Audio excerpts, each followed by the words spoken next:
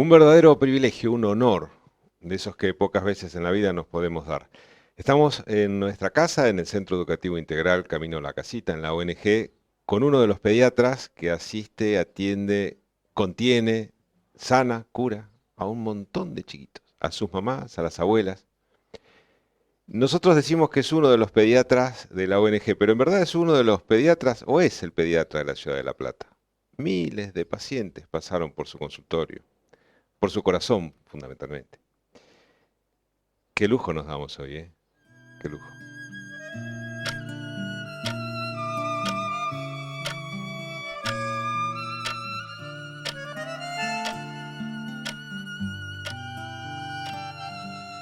¿Cómo estás, amigo? Hola Raúl querido, estoy muy bien, ¿Estás muy bien? muy agradecido por tus palabras. Ah, Es una profesión que llevo en el alma. eh, no es un trabajo ser pediatra, es un placer, es un orgullo. Y desde chico siempre tuve la sensación que ser médico es dar, es ajá. tener la opción de darle a alguien, de contenerlo, como decís vos. Así que bueno, muy agradecido por estar esta mañana acá con ustedes. Y bueno, vos dirás hacia dónde vamos. Todos lo conocen, ¿eh? Nuestro amigo es Hugo de Ledone. Yo sé que todos lo conocen, pero como esto está grabado, tenemos que dejar sentado, que se llama así para aquellos que en otro lugar del planeta no tengan el mismo privilegio que nosotros. Amigo, ser pediatras es un placer, decías, y contiene. Decime, ¿cómo maneja un pediatra una situación límite? Porque un médico en cualquier otra área de la medicina, con otro tipo de pacientes o mayores, hay situaciones que las maneja de una manera distinta, pero con los niños, con los bebés, una situación límite, ¿cómo la maneja un pediatra? Hace pocos días tuvimos una situación así en el consultorio. Mm, Yo mi vida profesional la repartí entre el Hospital de Niños de La Plata y una actividad privada o en mi consultorio, más allá de hacer esto con ustedes acá en el Centro Integral. Y hablando mucho con la familia, no ocultándole nada, escuchándolos y ante situaciones límites, siempre pongo en la mesa de la charla a Dios. mm. Es decir, hay cosas que nos pueden pasar a todos, nos pueden suceder a todos, pero hay desafíos y lo que trato de decir a los papás, creyentes o no creyentes, que llegó el momento de creer en algo más, que es el que tiene que acompañar la solución, el manejo de la situación con los papás. Hace poco vino al consultorio unos papás con un chiquito. Para que sepan los oyentes, la medicina avanzó mucho y una de las cosas que más avanzó es la genética y la inmunogenética. Síndromes que antes no se sabían qué nombre tenían, hoy le podemos poner un nombre. Y lo que le decimos a los papás siempre, bueno, sabemos dónde está la situación, sabemos cuál es el problema. La medicina es esto. Bueno, que Dios nos acompañe en buscarle la solución a los chicos. Y hablando, sentándolos, dándoles esperanza, eh, y que muchas veces se acerquen a la oración como que la oración es una parte fundamental para lograr la sanación de los chicos. Y lo hemos logrado, Raúl, en infinidad de veces. Infinidad de veces. Nosotros que te conocemos desde hace más de 23 años y hemos tenido que hacer la cola en tu consultorio como todos los que nos toca estar, consultorio siempre repleto, por una razón central. Yo sé que esto vos no lo vas a decir, nosotros lo vamos a plantear. Has atendido al que tiene mutual, al que no tiene mutual, al rico, al pobre, al que puede pagar, al que no puede pagar. A todos atendés del mismo modo y así ha sido siempre. ¿Por qué esa inclinación a la atención casi, inclusive a veces hasta casi inmediata con los pobres, con aquellos que no están favorecidos, digamos, por los bienes materiales de este mundo? Vos sabés que a los 10 años, en Mm, una charla con mis padres, les decía, si la vida solamente era nacer, comer, formar una familia y morir. Mamá me dijo que sí, y a mí me pareció muy poco. mm.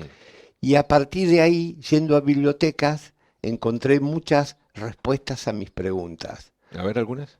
Por ejemplo, desde muy pequeño leí a Amado Nervo, un poeta Ajá. mexicano, Mm, y leí una poesía de él que era dar, mm, que cada vez que uno se levanta de la cama, cada vez que uno sale a la calle, hay alguien que nos va a pedir algo.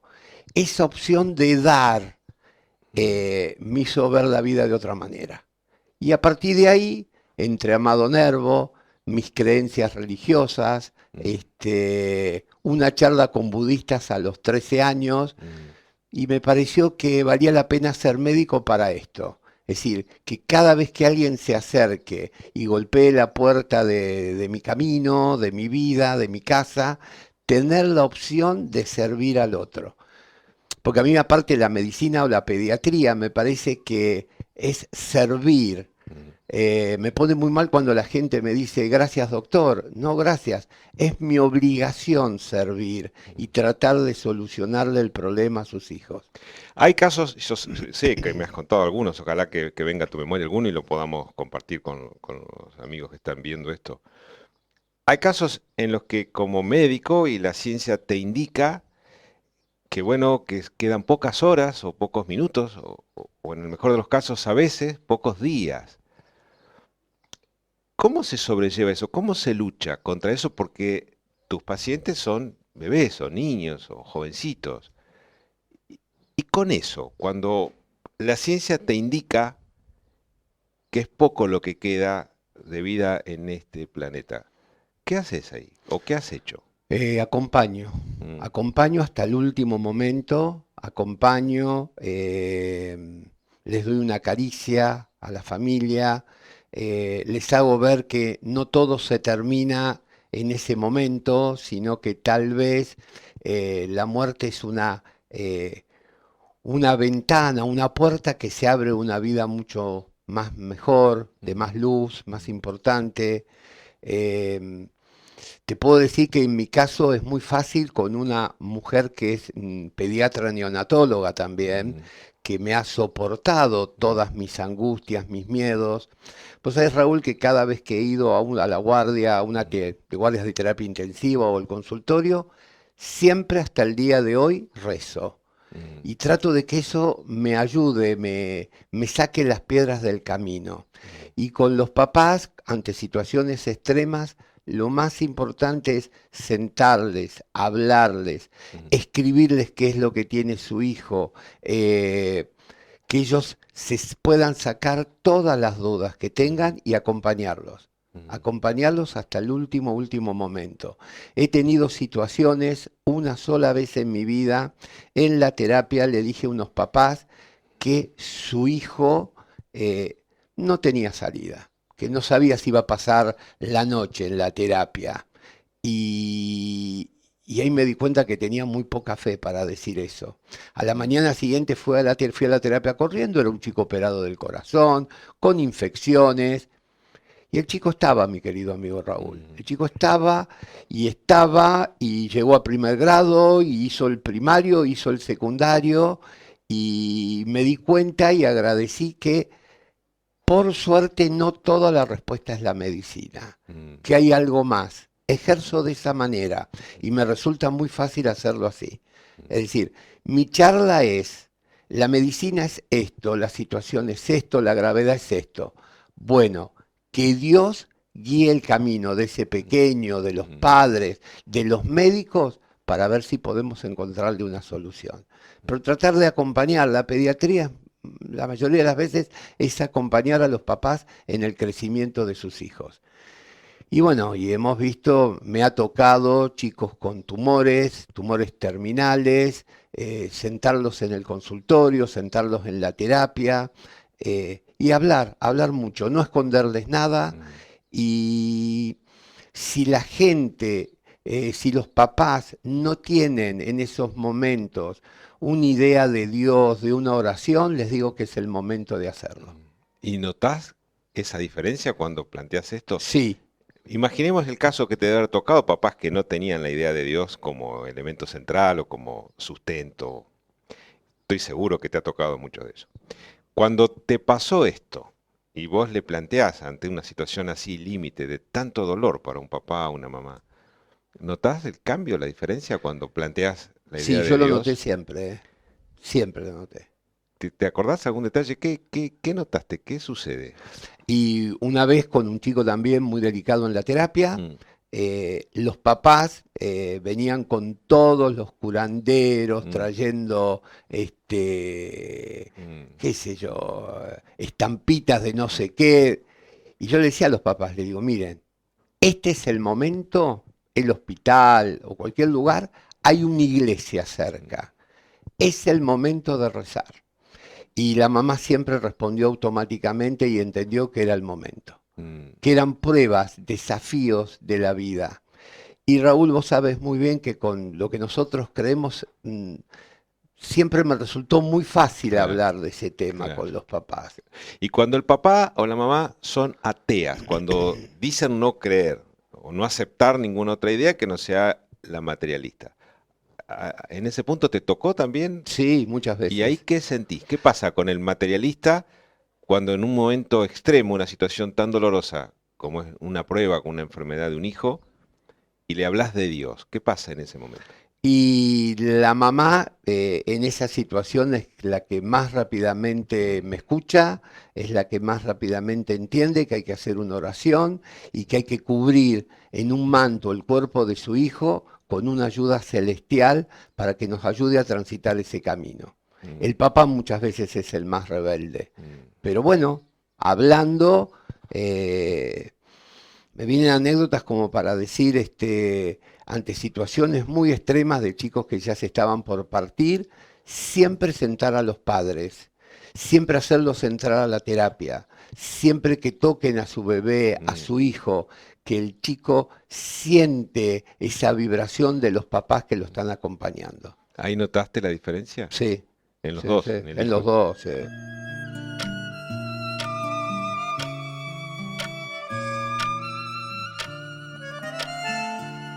Hay una historia muy bonita, nos contabas hace un tiempo en un programa de radio nuestro. La historia era, te fuiste caminando un montón de cuadras, era una situación muy dolorosa. Yo recuerdo ese hecho en sí. ¿Vos lo tenés en la memoria ahora o te Sí, estoy... no, no, no, no, no. Contanos cómo fue ese hecho. Bueno, lo mismo, una situación crítica, un Sí. chico que había llegado derivado, Mm, con un problema cardíaco muy serio, que mm, no era incompatible con la vida. Y lo que hice en ese momento, bueno, siempre hay algo que aprendí de mis maestros, siempre primero sentar a los papás a hablar. mm, Y una vez que los senté a hablar con los papás, que pudimos acomodar a los chicos, me fui rápidamente a la iglesia que tiene el hospital, mm, a una oración, como para que darme fuerzas a mí mm. para poder enfrentar la situación. Y me llevé a los papás, me llevé a los papás A a rezar con rezar vos. conmigo. Ah, Y nos dio una paz mm. muy, muy linda. Claro, no hay manera de evitar esto, porque el pediatra atiende al bebé, pero más a los papás. Sin duda, más a los papás, sin dudas. Es Claro, decir, la pediatría no es justamente el chico solo, claro, es el papá y la mamá. sí. Decime, y cuando el papá y la mamá, vos advertís que algo pasa entre ellos, que no están acompañando del todo, así que no coinciden papá y mamá con la situación que están viviendo, porque entre ellos de pronto las cosas pueden no estar bien. ¿Ahí qué hace un pediatra? Qué pregunta difícil. Y responder es más difícil. A ver, Y esta situación hoy día mm, cada vez es más común, más común. cada vez es Mm, más común. Porque sin duda, con los tiempos que vivimos, se está disgregando la célula más importante que es la familia. mm, Eh, Nada, uno trata siempre de sentarlos a los dos, si se puede o por separados. mm, No siempre lo logramos. claro. Hoy día no siempre logramos esa situación. Pero yo lo que estoy convencido que es hablando de las situaciones y siempre cuando me tengo que enfrentar a situaciones límites, siempre tengo en mi corazón a Dios Claro. como para que me libere, que me dé las palabras justo para hablar con los padres. Hay situaciones muy complicadas, cada vez más. mm, Este, pero bueno, uno eligió esta profesión para... sí, sí. No todo es color de rosas, No, ¿no? totalmente. Para sanar además. Hugo, y cuando te pones a analizar las cuestiones que tienen que ver con la tecnología, porque de hecho desde que empezaste a la actualidad, la tecnología cambió, es distinta. ¿Notás que en algún punto incidió demasiado y a veces no tan favorablemente en la vida de los niños, Hoy por hoy adolescentes? la tecnología ayudó muchísimo. Sí. Ayudó muchísimo la Mm, llegada de estudios complementarios, ecografías, tomografías, resonancias. Pero hay un mal en la pediatría mm, que es casi una droga, que es el celular y las redes sociales. mm, Eso cada vez lo notamos más, lo padecemos más. Los oftalmólogos de todo el mundo están muy preocupados. Los chicos entran y están permanentemente con un celular y es la primera causa de problemas de visión. Por ejemplo, la miopía. mm. Y lo que uno nota cada vez más que los chicos tienen más dificultades en el lenguaje, Como consecuencia del como uso consecuencia del uso excesivo. del celular. Ah, Inclusive, por ejemplo, uno nota que los chicos, los libros que cada vez están menos mm, en la biblioteca familiar, es como si los chicos no saben pasar las hojas. Los chicos saben manejar claro. esa maquinita El chiquita. mecanismo muscular Exacto. del dedo en el celular. Y sí, notamos cada vez más problemas en las chicas. Las Mm, chicas llegan a la adolescencia, llegan a los 11, 12 años y la llegada del celular llevó a que se pierda la alegría, se pierda ese sentimiento de sorpresa, porque vos antes tenías un viernes, dejabas la escuela y el lunes te encontrabas con tus amiguitos y podías contar lo que pasó el fin de semana, si ibas al museo, al zoológico, mm, si salías con tus papás. Hoy esa sorpresa se perdió, se mm, cuentan todo. Y los adolescentes muchas veces son muy duros unos a otros mm, y notamos, y más después de esta epidemia de COVID, mm, notamos que son muy crudos entre unos y otros. Y mm. muchos chicos entran en depresión y en Sí. angustias. ¿Sabes? En nuestra casa, en la Sociedad Espírita, te perdono, nos llegan muchas consultas también vinculados a chiquitos que antes del encierro, antes de la pandemia, dificultades que no existían y que se agravaron después, como producto del aislamiento, del entorpecimiento de sus facultades. Te deben llegar casos así, ¿verdad? Todos los días. Mm. Yo creí que eran todas las semanas. No, es todos Ah, los días. todos los días. Todos los Mm, días. Sí, sí, sí, sí, sí. mm, Em, Se dice que la enfermedad del siglo XXI serán las enfermedades mentales claro. y lo que se vino es eso. Mm, Aparte de lo que yo siempre les digo a los papás, uno cuando era chico tenía el domingo la salida o a la iglesia o la oración en la mm, mesa de la familia, eso se va terminando. mm, Y uno nota que es todo una carrera para ganarle a un jueguito. El otro día estaba en una casa, era un jueguito que tenían que perseguir a los zombies. mm, Yo lo miraba y digo, esto da mucho miedo. mm, Los chicos están horas y horas con esas pantallas. mm, Creo que si alguien inventó esto para mm, cambiar la mentalidad, en este caso de los chicos, mm. lo aplaudo porque lo ha logrado. Lo ha logrado. Con una serie de perjuicios que solo Dios sabrá dónde llegan, Exacto. ¿no? Sí, sí, sí, Sí. sí. Pero todos los días vemos chicos que traen acarreados problemas a través del celular. No Mm, solamente problemas visuales, mm, problemas de mm, concentración. Un tema es el déficit del lenguaje. Los chicos tienen menos lenguaje. O le hablan a la máquina o no le hablan ya. Es mm, decir, ellos juegan con la máquina. Y el tema del bullying cibernético cada vez se ve más. sí. Te tocan pacientes Sí, permanentemente. sí, sí, sin duda. ¿Qué haces ahí? Y hablamos mucho. Mm. Digo hablamos porque estoy con una pediatra en el consultorio, que es la doctora Marina, y hablamos mucho. En todo tu diálogo se advierte que el diálogo precisamente es base central en el proceso de sanación, de los chiquitos o de los papás. Sí, Es así, Hugo. sí, sí, El sí, sí. diálogo es central, Fundamental. fundamental. Uno creía que las enfermedades era algo bronquial, Mm, una otitis. No. Hoy día esas enfermedades hasta las manejan muchas veces las mamás ya. Ah, Lo que se vino es otra situación. ah, Y las redes sociales. las redes Las redes sociales. sociales. Los chicos son muy, muy crudos. Muy, muy ¿Y crudos. cómo tratás ese tema? ¿Qué haces ahí? Y nos sentamos y Sí. empezamos a hablar. Ah, Notamos muchas chicas con problemas de trastornos de conductas alimentarias. mm, Trastornos de conductas alimentarias que empiezan. Que la amiga le dijo que estás gorda. mm, Que la otra amiga le dijo que está fea. mm, Bueno, y ahí uno juega con el tema de la balanza, uno mm, rápidamente ve al adolescente que bajó de peso y nos sentamos y empezamos a hablar. Hablar mm, como lo hacemos ahora. mm, Si se puede dejar las redes sociales, si mm. puede tener más diálogos con los papás, que la familia es la piedra fundamental, que los papás tienen que ayudar a superar este momento. Y querido Raúl, siempre terminó hablando de Dios De y del Dios. más allá.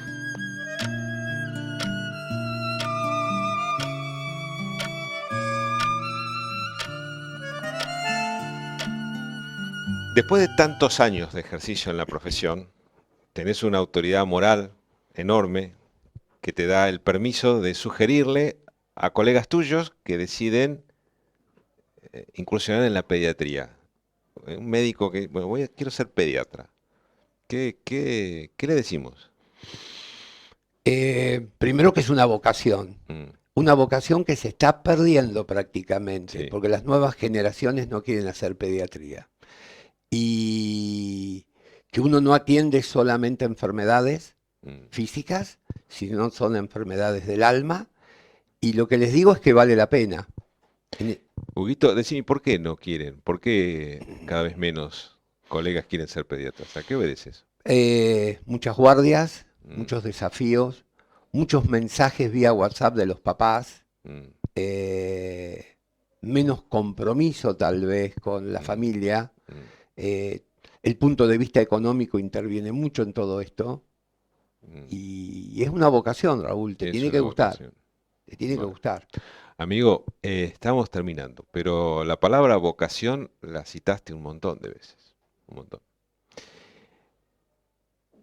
Vamos a jugar que estamos en un espacio, yo estoy al lado tuyo, así, de oyente como el Ujú. resto. Y el público que está, amigo mío, no sabe qué es una vocación. Nunca le enseñaron, nunca le permitieron sentir una vocación. Y bueno, vos le vas a hablar de lo importante que es seguir la vocación.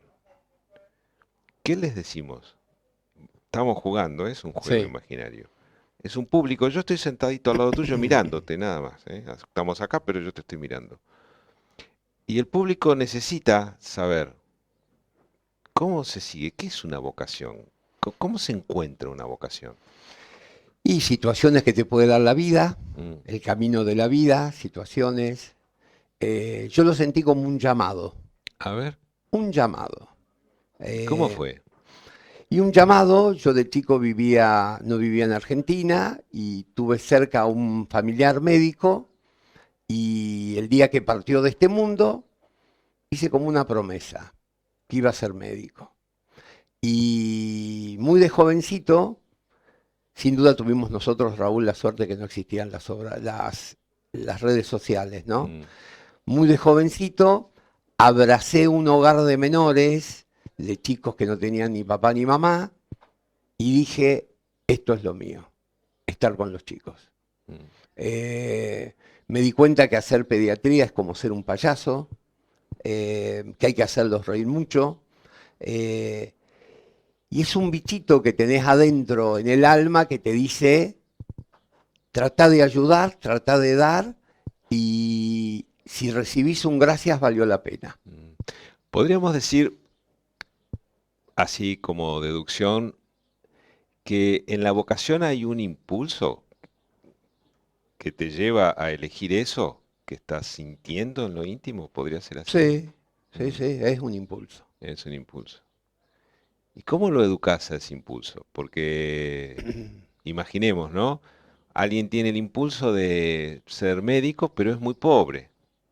Vos trabajás permanentemente con chiquitos pobres.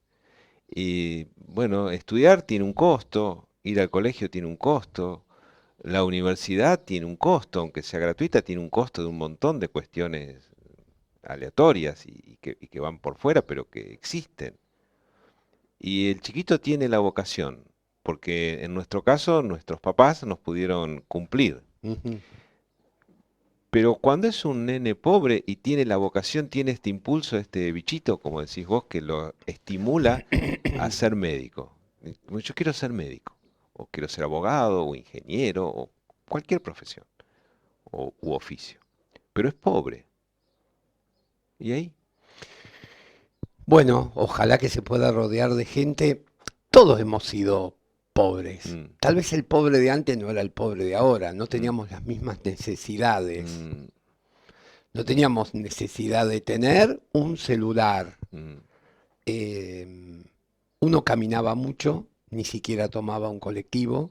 mm, Perdón. Y yo lo que digo que si tienen ese sueño, que lo tienen que intentar. mm, Que fundamental con la oración y rodeándose de gente que les diga que vale la pena, que los estimule, van a lograr llegar a su cometido. mm. Vos sabés, Raúl, que una vez en el consultorio un papá me dijo, Doc, ¿cuánto trabajo? Y yo lo que le respondí es que si esto fuera un trabajo yo no lo haría. Mm, Esto es un placer hacerlo, es una ujú, vocación hacerla. mm.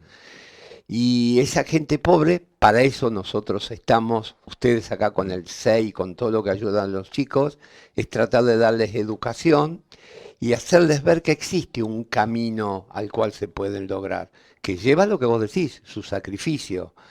Pero yo lo que le digo a los chicos que lo intenten. Vos sabés que siempre anoté en mis fichas, ahora en una computadora, qué quieren ser cuando sean grandes. ¿Lo anotás? Sí, sí. Inclusive cuando voy al centro, a la biblioteca, al Club Romerense, Sí. anoto. ¿Y vos qué querés ser cuando seas grande? Y le digo, bueno, en 10, 15 años seguramente no voy a estar acá, sí va a estar la computadora, fíjate si lograste tu sueño. Qué bonito, qué Este, bonito. pero uno trata de, la pregunta es de muy difícil responder, Mm, porque eh, es como si en estos momentos hay una gran sombra negra mm, en todos lados que les hacen ver a los chicos que la educación no vale la pena. tal cual. Y la educación es lo único que les va a dar las armas para tener un estudio para hacer frente a ciertas preguntas muy difíciles. Hay otra palabra que usaste muchísimo en este diálogo así entre amigos, que es la oración. La oración sirve para todos, pero mucho más el que sufre aún, ¿no? Y a este público que nos está mirando, ¿qué le decimos respecto a la oración? ¿Por qué hay que orar? Y hay que orar para sentirse vivo, Mm, para que el alma regocije, mm, para estar más cerca de Dios y para ser, yo lo tomo que cada vez que uno se levanta y baja de la cama es un desafío. mm, Y si tengo mi amigo invisible, Dios, mi ángel guardián, mm, espíritus, mm. se me hace más fácil caminar por el camino. Fantástico, fantástico. Gracias infinitas. Gracias a vos, Gracias, Raúl, gracias gracias a infinitas. ustedes. Espero haberles sido útiles a los oyentes. Sí. Este, pero bueno, me resultó muy fácil ejercer. Mm. Vos sabés, Raúl, que ayer, el 10 de noviembre, cumplí años y podría dar de baja a la matrícula. ¿Lo Y hiciste? No, no, no no, no, podés. no, no lo podría hacer. Claro, No lo podría hacer. Fundamentalmente porque me alejaría de estos lugares. claro, Sin matrícula uno no puede ejercer claro. y mi idea es seguir mientras Dios me dé las fuerzas para seguir. Pero ojalá que todos los chicos, ojalá que todas las familias ante situaciones tan difíciles no se olviden que hay un amigo invisible que está al lado nuestro. Fantástico, fantástico. Amigos, estamos a tiempo para un montón de cosas, ¿eh? Estamos.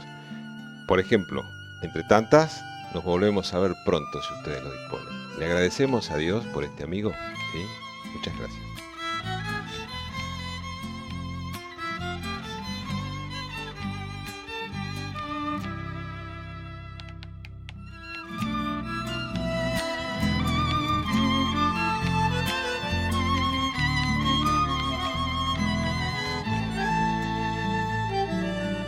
vez así sea mejor para los dos.